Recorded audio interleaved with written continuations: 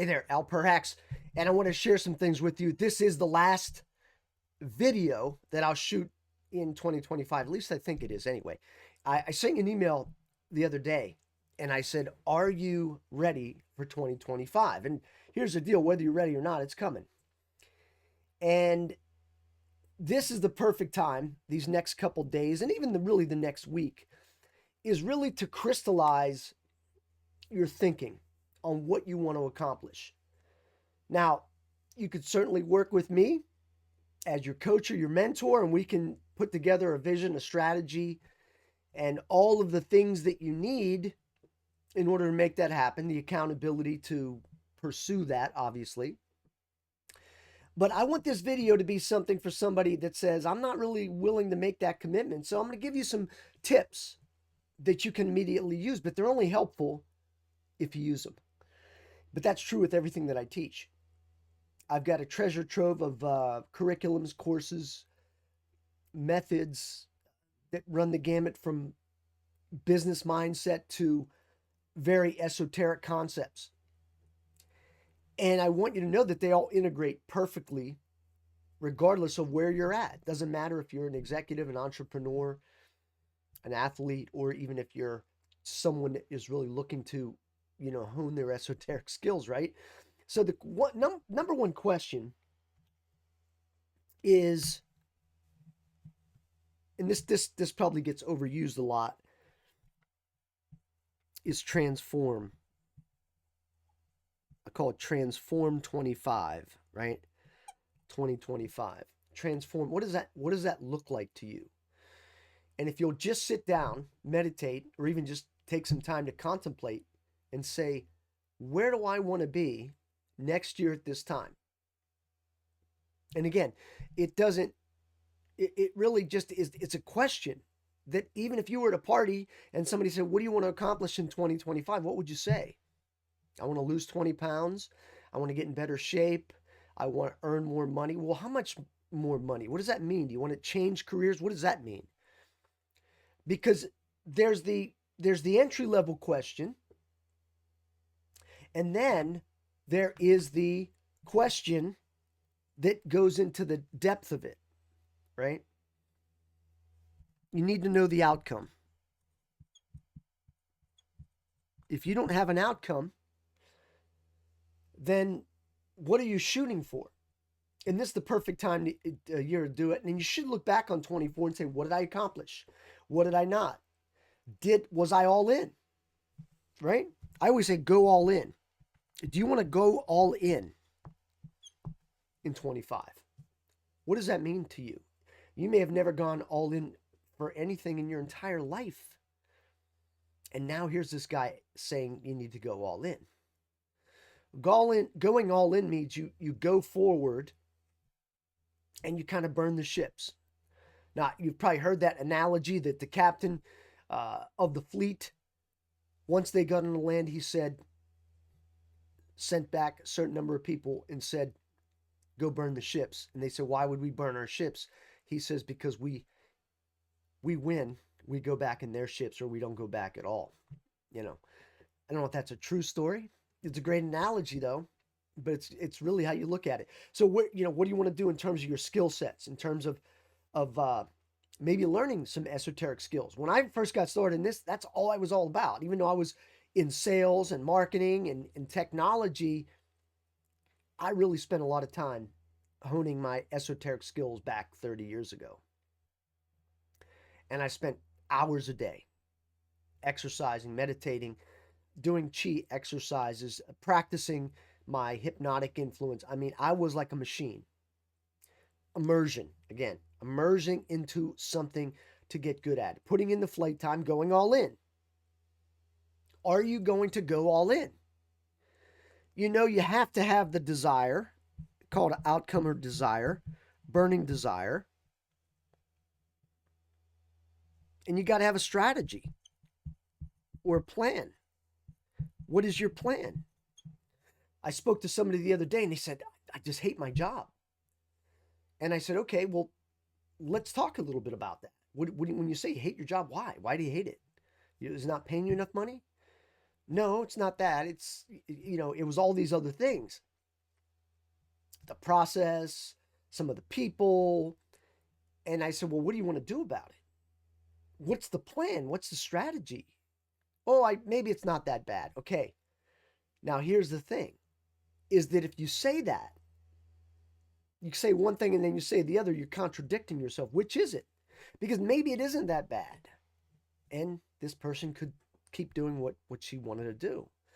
But you got to have a plan and a strategy to get yourself motivated and say, okay, what am I going to do? Now, what happens a lot of times, people get started by the end of January, and probably even sooner, they've already lost the steam. Oh, it's not worth it. But if you have specific tasks, goals, and you know the obstacles, that's one of the keys, is no obstacles. Like, for instance, if you wanted to lose weight, like I'll tell you, I'm going to enhance my diet because I could lose 20. I need to lose 20 because I need to fit in my clothes better. That's how I tell. I don't need six-pack abs. I just need to fit in the clothes that I have right now. I'm not going out and buying new clothes because that's really a defeatist mentality. But what does that look like? What are those obstacles? Obstacles are, I see my kids all the time. They want to party. They want to go out and eat. They want to go to dinners. They want to drink. They want to do all these things. And that may or may not be conducive to me losing the necessary weight. So I have to have a game plan, but I have to know the obstacles, right?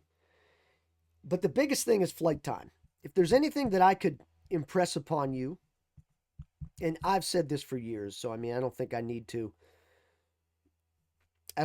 tell anyone on this that's watching this video about flight time because I've been talking about it for years. You put in the flight time or the reps to get good at anything, and you can become as good as anyone. Pretty much. I mean, you can do that within, a certain period of time. But as you roll into the new year, you have to up your flight time. You want to get good at doing your energy? You've got to commit to it and start putting in the flight time. You want to get good at your business and better outside of the working hours? You've got to put some time in the flight time, the reps, to get better at a specific skill. Maybe it's sales, maybe it's marketing. I do a lot of sales and marketing for my own business, and a lot of it's not really much fun. I'll be honest with you. I'm watching these videos, taking you step by step through these mundane processes of working with Facebook ads or Instagram ads. It's not really that exciting, to be honest with you. But most things that you're going to do is not that exciting, right? I always say it's the mundane. Those of you that think life is always exciting, you're living in a different world. But here's the thing, is that all these things that I'm mentioning, if you understand them going in, then you can work it out, right? So another thing is not only the flight time, but deep work. If you don't know what deep work is, there's a great book and Audible series on deep work. Identify how you can do more deep work.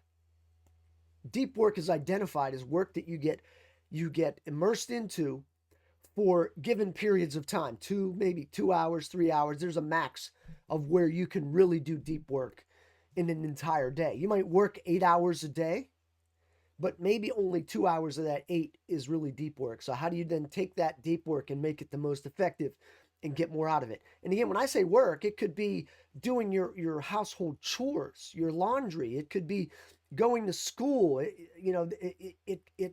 It's not one thing. Obviously, a lot of times I'm coaching business people, executives. I'm coaching medical doctors. I'm coaching executives. So the relevancy there, obviously, is in their profession, but it doesn't necessarily have to be. And I also talked about the doc. I talked about the Mind Force Ascension Pathway doc. Get a hold of that and take a look at it. I'm still working on it, by the way. Take a look at it and say, where do I want to send? What do I want to do? What do I want to accomplish? And then start looking at the different programs, the curriculums that we offer, and then start putting in the flight time. Literally getting in there and doing the work, putting in the reps. That's what it's going to take in order for you to come out in a way in 90 days. You know, I call it the 12-week immersion, but this first 90 days is the key. Here's a question for you, and then we're gonna sign off. What goal would you have? What goal in 90 days if you knew you couldn't fail? What would your goal be? In the next 90 days, what would the goal be? If you could create in the next 90 days as much or more than you normally would create in 1 year, 12 months, what would that be? I want you to really think about that. And I want you to write down some things. Now, some people say to me, oh, it's impossible. You're not going to get 12 months work done in 90 days. You'd be surprised. I've helped people to do that and more. But it does take a commitment to do that. That's all in, right? This is not, you commit to doing a 12-week immersion and then it's kind of like, well, I'm going to slough off a little bit. No, you want to dive in.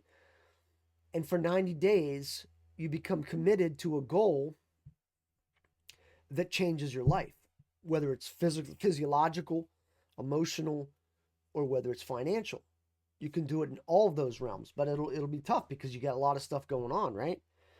But what would you do in the next 90 days if you knew you couldn't fail? What would that be? Now, some people will pick something crazy, like I'm going to make $1 million in 90 days. Well, that's a good goal if you couldn't fail. I like it as well. But is it possible or probable? See, anything's possible.